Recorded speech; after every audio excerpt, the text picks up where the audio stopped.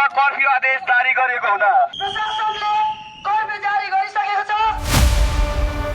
नेपाल से इस वक्त बहुत बड़ी और चिंताजनक खबर सामने आ रही है। नेपाल के सुनसरी जिले से भड़की सांप्रदायिक हिंसा अब देश के दूसरे शहरों तक फैल चुकी है। पिछले 4 दिनों से नेपाल के अलग अलग हिस्सों में आगजनी, तोड़फोड़, पथराव और पुलिस के साथ झड़प की घटनाओं ने कानून व्यवस्था पर गंभीर सवाल खड़े कर दिए हैं।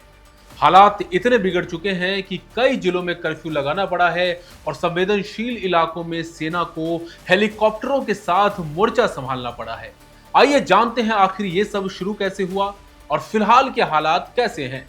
रिपोर्ट्स और स्थानीय लोगों के मुताबिक इस पूरी हिंसा की शुरुआत नेपाल के देवानगंज इलाके में हुई।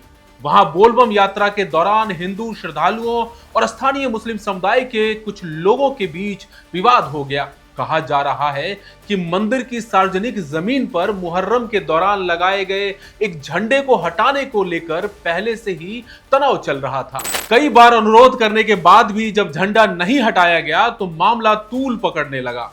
इसके बाद रविवार की रात जब उसी मैदान से कांवड़ यात्रा की शुरुआत हो रही थी तब अचानक कांवड़ियों पर हमला कर दिया गया, जिसके बाद देखते ही देखते स्थिति पूरी तरह हिंसक हो गई और इस हिंसा और झड़प में अब तक 3 लोगों की दर्दनाक मौत हो चुकी है, जबकि दर्जनों लोग गोली लगने और दूसरी घटनाओं में घायल हुए हैं। घायलों में आम नागरिक, प्रदर्शनकारी और सुरक्षा कर्मी भी शामिल हैं। कई दुकानों और वाहनों में आग लगा दी गई है, जिससे भारी नुकसान हुआ है। हालात को काबू में करने के लिए नेपाल के राष्ट्रपति रामचंद्र पौडेल ने इस पूरी स्थिति पर गहरी चिंता जताई है। उन्होंने देश में सदियों से चले आ रहे सामाजिक, धार्मिक और जातीय सौहार्द, आपसी भाईचारे और राष्ट्रीय एकता को बनाए रखने की जोरदार अपील की है। साथ ही प्रशासन ने कई शहरों में इंटरनेट सेवाओं पर सख्ती बढ़ा दी है और सुरक्षा बलों की अतिरिक्त टुकड़ियां तैनात कर दी गई है। नेपाल में भड़का ये सांप्रदायिक तनाव इस वक्त पूरे देश के लिए एक बड़ी चुनौती बन गया है। प्रशासन लगातार नजर बनाए हुए है और लोगों से शांति बनाए रखने की अपील की जा रही है।